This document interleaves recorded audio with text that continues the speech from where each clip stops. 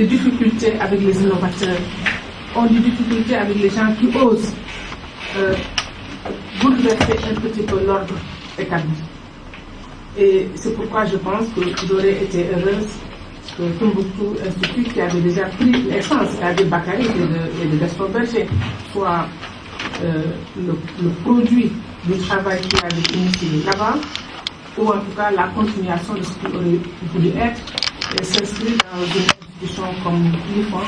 Malheureusement, ces deux universités n'ont pas compris l'enjeu de ce que Bakary était en train de proposer. Maintenant, la question de l'extrémisme violent est une donne de ce début du siècle. Les propos attribués à André Malraux, à raison ou à tort, que le 21e siècle sera religieux ou ne sera pas, certains disent qu'il ne l'a pas dit, mais peu importe. Mais l'intérêt de ce discours est encore présent. Et je le ramène aussi à un autre propos de Cheikh Tidiane Al Maktoum, qui a dit que toute la jeunesse par vague va aller vers le religieux. Mais y aura-t-il des gens capables de les intercepter, ou en tout cas de les guider? C'est ça la question. Parce que la question de la spiritualité devient une question centrale dans nos sociétés aujourd'hui. Mais nous savons aussi que le religieux est objet d'instrumentalisation. Si nous observons la vague de religiosité qu'on est en train de remarquer un peu partout sur notre continent. L'extrémisme violent ou religieux n'est pas pour moi une nouvelle stratégie. En tout cas, il faut se demander est-ce que ce n'est pas une nouvelle stratégie pour contrôler l'Afrique. Au moment où on nous dit que l'Afrique est le centre du monde, d'ailleurs il l'a toujours été. De toute façon, nous avons fourni les ressources humaines pour les autres continents. Nous avons fourni les matières premières pour les autres continents. Et aujourd'hui aussi encore, il va falloir continuer à exploiter cette Afrique. C'est là où nous posons des questions sur l'origine de cet extrémisme religieux, le religieux comme élément d'instrumentalisation.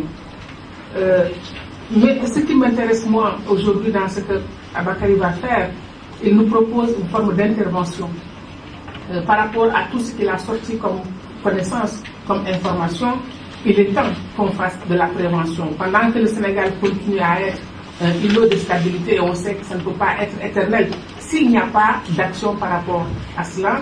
Et Bakary, dans votre logo, vous avez sorti un cadran qui nous porte 4 axes possibles, mais je me dis que l'élément central, la cible de ce travail de prévention sur le radicalisme et l'éducation à la paix, c'est la famille qui doit être l'unité centrale pour pouvoir le faire. Et c'est dans cette famille-là que l'on retrouvera les femmes qui vont être un des éléments de la stratégie et les enfants aussi. Parce que nous savons que ce sont ces deux catégories sociales qui sont utilisées aujourd'hui par le radicalisme religieux pour faire le travail d'infiltration qu'il est en train de faire à travers les actions humanitaires en direction des femmes pauvres et à travers l'éducation d'une manière globale, à travers les populations les plus pauvres qui n'ont pas accès à nos formes d'école formelles. Et donc, créer une chaîne YouTube pour adresser des messages devrait aussi prendre en compte ces acteurs-là parce que c'est les acteurs essentiels. C'est pourquoi j'étais en train de ne pas, dans ton discours, ta propre présentation, mettre la femme au cœur de ce travail-là parce que ce n'est pas du féminisme, ce n'est pas, c'est juste du réalisme parce que d'ailleurs, tu le sais, on en a longtemps discuté. Quand nous lançons le mouvement de la parité en 2010, c'était sur la base de l'observation que nous avions faite au niveau du Mali. Et quand le Mali a abdiqué par rapport au code de la famille et que l'imam Duko a envoyé le stade avec 50 000 personnes, c'est là où le Mali s'est écroulé. Et nous avions prévu, les Sénégalaises, on les a réunis au Breda, c'était le 10 avril, ou le 16 avril plutôt, pour leur dire, elles sont là à Rebeuss.